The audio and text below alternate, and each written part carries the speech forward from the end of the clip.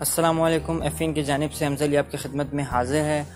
آج سب سے پہلے تو آپ سب لوگوں کو عید مبارک۔ آج میں اس لڑکے کی آپ کو کہانی بتاؤں گا کہ جس کو کسی نے دھوکہ دے کے 28,000 کا بکرا خریدا اور وہ نکلی نوٹ تھے، اس کو بعد میں پتہ لگا۔ اس بیچارے نے 1 سال تک اس بکرے کی حفاظت کی، اس کو پالا، اور اس کے بعد جب اس کا ایسے دھوکہ ہوا تو آپ اس کی ویڈیو بھی دیکھ سکتے ہیں وہ کیسے رو رہا تھا۔ اور یقین مانے بندے جب اپنی حلال کمائی کے ساتھ ایسا ہوتا ہے تو پھر وہ بہت ہی بندہ پریشان ہوتا ہے۔ لیکن اس کے بعد اس کے ساتھ کیا ہوا، اس کے بعد اس کے ساتھ یہ ہوا کہ اقرا یونیورسٹی کے کچھ اسٹوڈنٹس نے اس کے لیے پیسے اکٹھے کیے اور بعد میں اس کو بلا کے اس کو وہ پیسے دیے۔ وہ تقریباً ان کو 50,000 کی رقم دی گئی اور اس کے ساتھ ساتھ اس کو کپڑے دیے اس کے فیملی والوں کو۔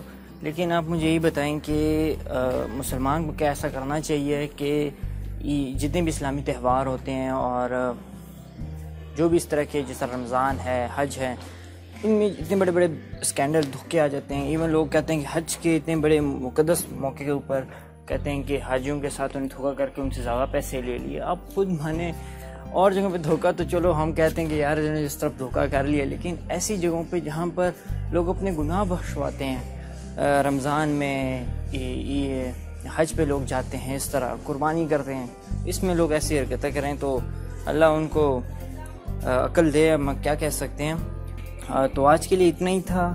مزید آپ کو اس طرح کی ویڈیوز ملتی رہا کریں گی تو یار چینل سبسکرائب کر دیا کرو، اس میں کچھ نہیں آپ کو نہیں جاتے، بالکل فری ہے۔ شکریہ۔